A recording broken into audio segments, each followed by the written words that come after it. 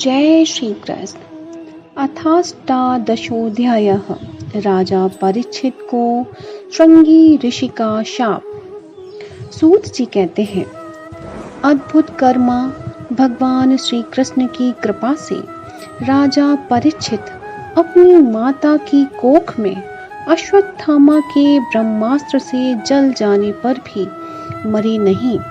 जिस समय ब्राह्मण के शाप से उन्हें डसने के लिए तक्षक आया, उस समय वे प्राणनाश के महान भय से भी भयभीत नहीं हुए, क्योंकि उन्होंने अपना चित्त भगवान श्री कृष्ण के चरणों में समर्पित कर रखा था।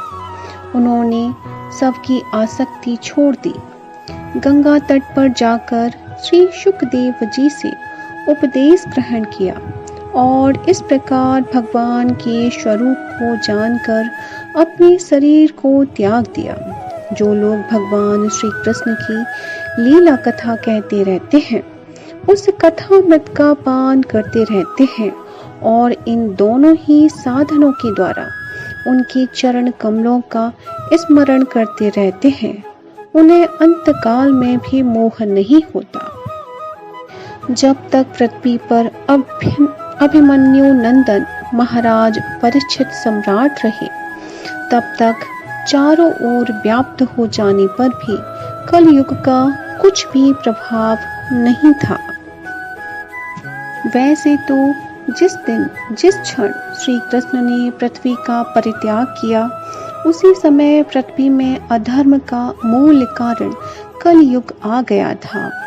भ्रमर के समान सारग्राही सम्राट परीक्षित कलयुग से कोई द्वेष नहीं रखते थे, क्योंकि इसमें यह एक बहुत बड़ा गुण है कि पुण्य कर्म तो संकल्प मात्र से ही फलीभूत हो जाते हैं, परंतु पाप कर्म का फल शरीर से करने पर ही मिलता है, संकल्प मात्र से नहीं। यह भेड़ियों के समान बालकों के प्रति सूरवीर और धीर वीर पुरुषों के लिए बड़ा भीरू है। यह प्रमादी मनुष्यों को अपने वश में करने के लिए ही सदा सावधान रहता है। सौनक आदि ऋषियों, आप लोगों को मैंने भगवान की कथा से युक्त राजा परीक्षित का पवित्र चरित्र सुनाया। आप लोगों ने यही पूछा था। भगवान श्री कृष्ण कीर्तन करने योग्य बहुत सी लीलाएं करते हैं, इसलिए उनके गुण और लीलाओं से संबंध रखने वाली जितनी भी कथाएं हैं, कल्याणकामी पुरुषों को उन सब का सेवन करना चाहिए। ऋषियों ने कहा, सौम्य स्वभाव सूत जी, आप युग युग जिए, क्योंकि मृत्यु के प्रवाह में पड़े हुए हम लोगों को आप भगवान श्री कृष्ण की अमृतमयी उज्जवल कीर्ति का श्रवण कराते हैं। यज्ञ करते करते उसके धुएं से हम लोगों का शरीर धूमिल हो गया है, फिर भी इस कर्म का कोई विश्वास नहीं है। इधर आप तो वर्तमान में ही भगवान श्री कृष्णचंद्र के चरण कमलों का मादक और मधुर मधु पिलाकर हमें तृप्त कर रहे हैं।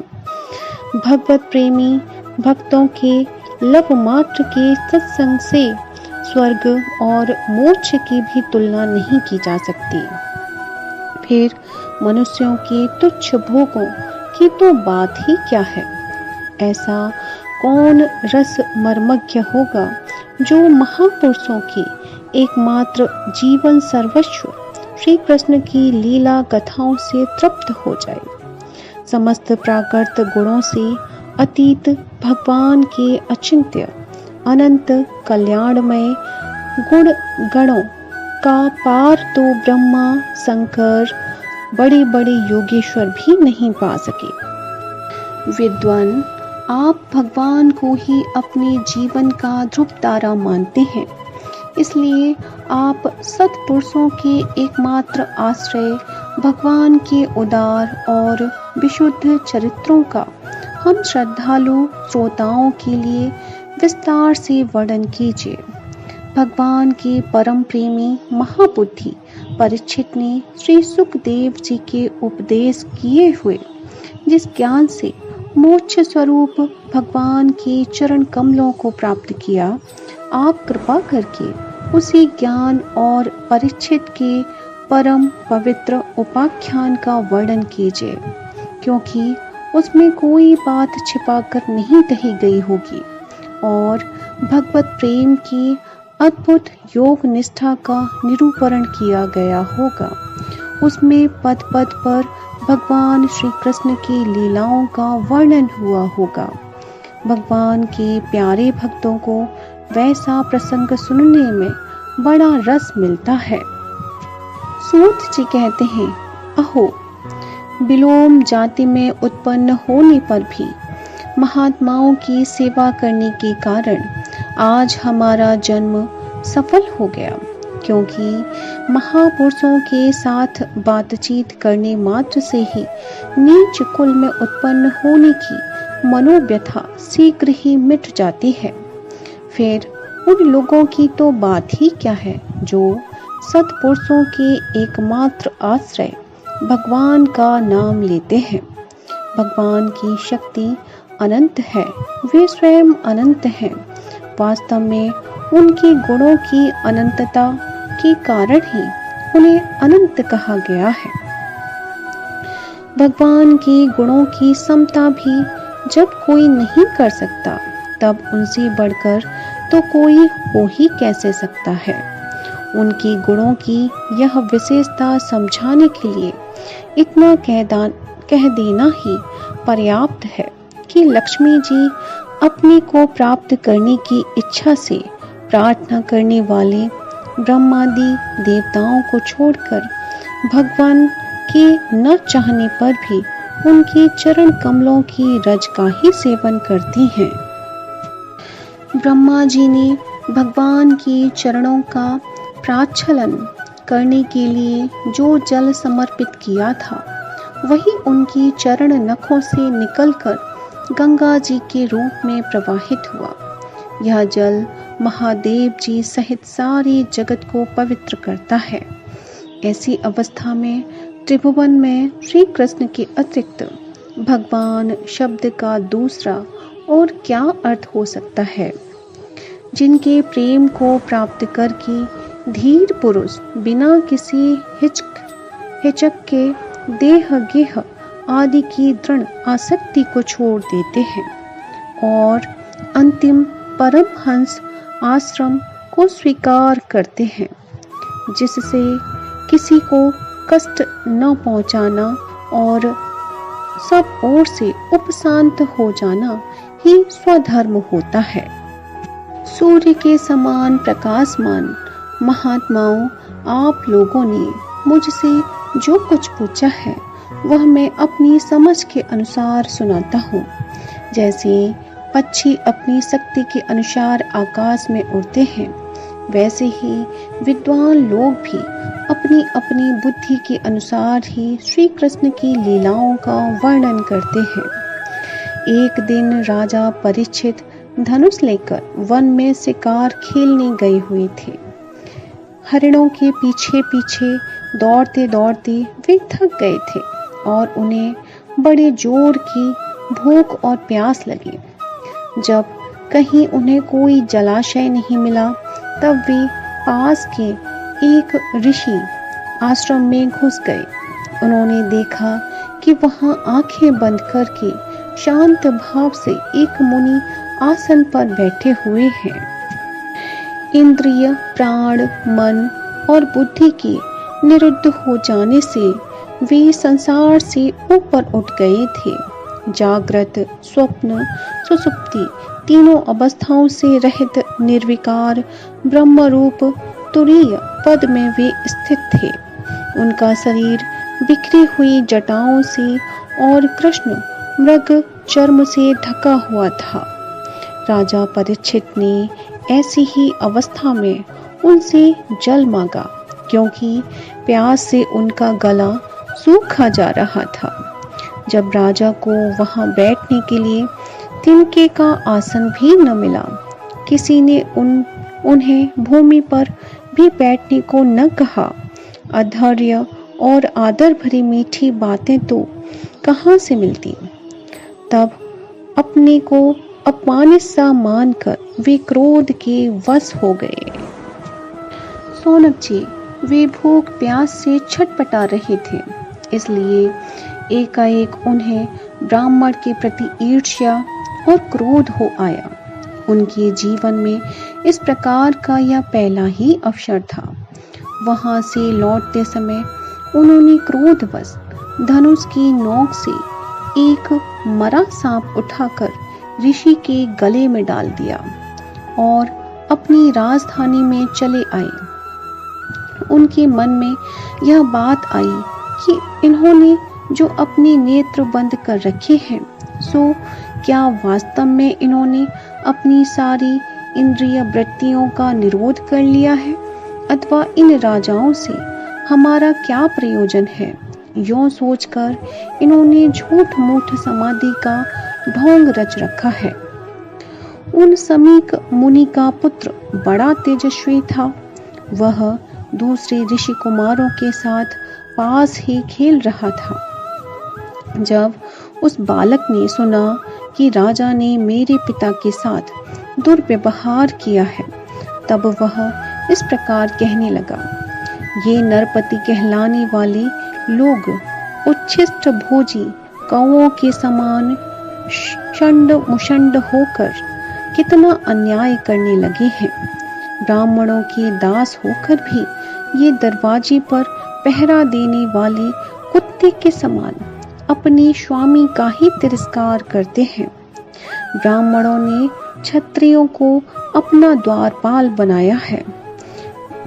उन्हें द्वार पर रखकर रक्षा करनी चाहिए। घर में घुसकर स्वामी के बर्तनों में खाने का उसे अधिकार नहीं है।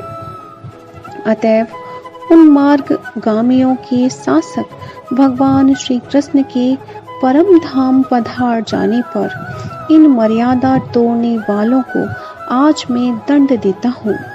मेरा तपोबल देखो। अपने साथी बालकों से इस प्रकार कहकर क्रोध से लाल लाल आंखों वाले उस ऋषि कुमार ने कौशिकी नदी के जल से आचमन करके अपने वाणी रूपी वज्र का प्रयोग किया। कुलांगार परीक्षित ने मेरे पिता का अपमान करके मर्यादा का उल्लंघन किया है, इसलिए मेरी प्रेरणा से आज के 7वें दिन उसे तक्षक सर्प डस लेगा। इसके बाद वह बालक अपने आश्रम पर आया और अपने पिता के गले में सांप देखकर उसे बड़ा दुख हुआ तथा वह दाढ़ मारकर रोने लगा। विप्रवर शौनक जी, समीक मुनि ने अपने पुत्र का रोना चिल्लाना सुनकर धीरे धीरे अपनी आंखें खोली और देखा कि उनके गले में एक मरा सांप पड़ा है। उसे फेंककर उन्होंने अपने पुत्र से पूछा, बेटा तुम क्यों रो रहे हो? किसने तुम्हारा अपकार किया है? उनके इस प्रकार पूछने पर बालक ने सारा हाल कह दिया। ब्रह्मर्षि समीक ने राजा के शाप की बात सुनकर अपने पुत्र का अभिनंदन नहीं किया। उनकी दृष्टि में परीक्षित सांप के योग्य नहीं थे। उन्होंने कहा, ओह मूर्ख बालक, तूने बड़ा पाप किया। खेद है कि उनकी थोड़ी सी गलती के लिए तूने उनको इतना बड़ा दंड दिया। तेरी बुद्धि अभी कच्ची है। तुझे भगवत स्वरूप राजा को साधारण मनुष्यों के समान नहीं समझना चाहिए, क्योंकि राजा के दुस्सह तेज से सुरक्षित और निर्भय रहकर ही प्रजा अपना कल्याण संपादन करती है। जिस समय राजा का रूप धारण करके भगवान पृथ्वी पर नहीं दिखाई देंगे, उस समय चोर बढ़ जाएंगे और आरक्षित भेड़ों के समान एक क्षण में ही लोगों का नाश हो जाएगा। राजा के नष्ट हो जाने पर धन आदि चुराने वाले चोर जो पाप करेंगे, उसके साथ हमारा कोई संबंध न होने पर भी वह हम पर भी लागू होगा। क्योंकि राजा के न रहने पर लुटेरे बढ़ जाते हैं और वे आपस में मारपीट गाली गलौज करते हैं। साथ ही पशु, स्त्री और धन संपत्ति भी लूट लेते हैं। उस समय मनुष्यों का वर्णाश्रमाचार युक्त वैदिक आर्य धर्म लुप्त हो जाता है। अर्थ, लोभ और काम वासना के विवश होकर लोग कुत्तों और बंदरों के समान वर्णशंकर हो जाते हैं। सम्राट परीक्षित तो बड़े ही यशस्वी और धर्म धुरंधर हैं। उन्होंने बहुत से अश्वमेध यज्ञ भी किए हैं और वे भगवान के परम प्यारे भक्त हैं। वे ही राजऋषि भूख प्यास से व्याकुल होकर हमारे आश्रम पर आए थे। वे सांप के योग्य कदापि नहीं हैं। इस नासमझ बालक ने हमारे निष्पाप सेवक राजा का अपराध किया है। सर्वात्मा भगवान कृपा करके इसे क्षमा करें। भगवान के भक्तों में भी बदला लेने की शक्ति होती है, परंतु वे दूसरों के द्वारा किए हुए अपमान, धोखेबाजी, गाली गलौज, आक्षेप और मारपीट का कोई बदला नहीं लेते। महामुनि समीक को पुत्र के अपराध पर बड़ा पश्चाताप हुआ। राजा परीक्षित ने जो उनका अपमान किया था उस पर तो उन्होंने ध्यान ही नहीं दिया।